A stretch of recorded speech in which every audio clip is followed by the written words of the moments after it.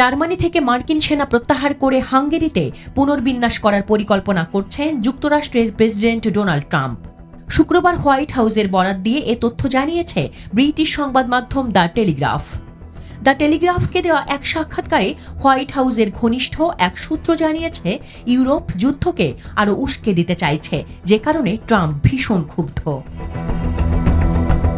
এ প্রসঙ্গে যুক্তরাষ্ট্রের জাতীয় নিরাপত্তা বিষয়ক মুখপাত্র ব্রায়ান হিউজ বলেছেন, এ মুহূর্তে নির্দিষ্ট কোনো ঘোষণা আসছে না, তবে বিশ্বব্যাপী বর্তমান হুমকি মোকাবেলায় আমাদের স্বার্থের কথা মাথায় রেখেই সিদ্ধান্ত নেওয়া হচ্ছে, আর সে কারণেই মার্কিন সেনাদের মোতায়েন পুনর্বিবেচনা করা হচ্ছে।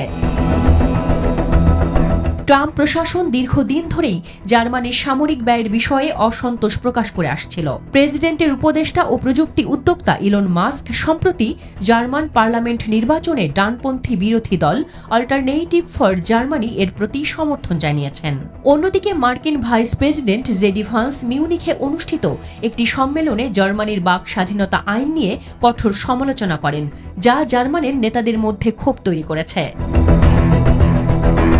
এদিকে জার্মানির মনোনীত চ্যান্সেলর ফ্রিডরিখ মার্জ দাবি করেছেন, গত ২৮ ফেব্রুয়ারি হোয়াইট হাউসে ইউক্রেনীয় প্রেসিডেন্ট ভলোদিমির জেলেনস্কির সঙ্গে আলোচনায় ইচ্ছাকৃতভাবে উত্তেজনা সৃষ্টি করেছেন ট্রাম্প।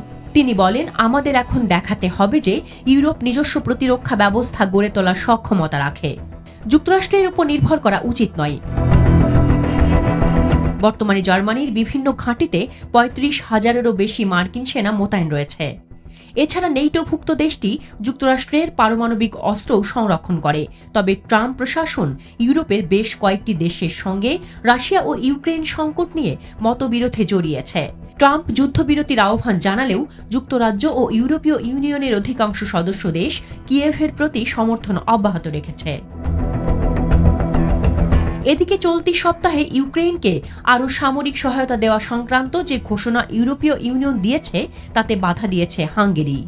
দেশটির প্রধানমন্ত্রী ভিক্টর অরবান প্রকাশ্যে ট্রাম্প প্রশাসনের পক্ষে অবস্থান নিয়ে বলেছেন, আজ প্রেসিডেন্ট ট্রাম্প শান্তির পক্ষে দাঁড়িয়েছেন, যদিও এটি অনেকের জন্য মেনে নেওয়া কঠিন। তবে ডেমোক্র্যাটরা ক্ষমতাসীন থাকাকালীনও ইউক্রেন ইস্যুতে ইউরোপীয় স্রোতের বিপরীতে অবস্থান ছিল হাঙ্গেরির।